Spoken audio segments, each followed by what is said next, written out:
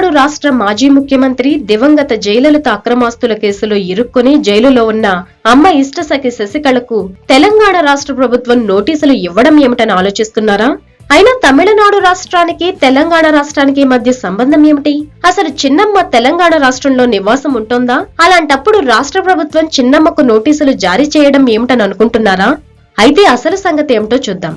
అమ్మ అక్రమాస్తుల కేసులో జైలులో శశికళకు తెలంగాణ ప్రభుత్వం నోటీసులు పంపించింది. ఈ నేపథ్యంలో శశికళ పేరు మీద ఉన్న రాష్ట్రంలోని హైదరాబాద్ మహానగరంలో మారేడుపల్లిలోని రాధికా కాలనీలో ఒక ఫ్లాట్ ఉంది. అయితే ఆ ఇంటికి సంబంధించి టీ సర్కారుకు 2 ఏళ్లకు గాను శశికళ 35,000 ఆస్తి పన్ను బకాయిలు చెల్లించాల్సి ఉంది. దీనికి సంబంధించి సంబంధిత అధికారులు శశికళ పేరు మీద ఉన్న ఇంటికి నోటీసులు పంపించారు. 2.5 దశాబ్దాల కిందట 1990లో తమిళనాడు మాజీ ముఖ్యమంత్రి దివంగత జయలలిత హైదరాబాద్ మహానగర శివారులోని జీడిమెట్ల పరిధిలో జేజే గార్డెన్ పేరిట వ్యవసాయ భూములను కొనుగోలు చేసిన సమయంలోనే మారేడుపల్లిలో శశికళ పేరిట ఇల్లు కొనుగోలు చేసినట్లు సమాచారం.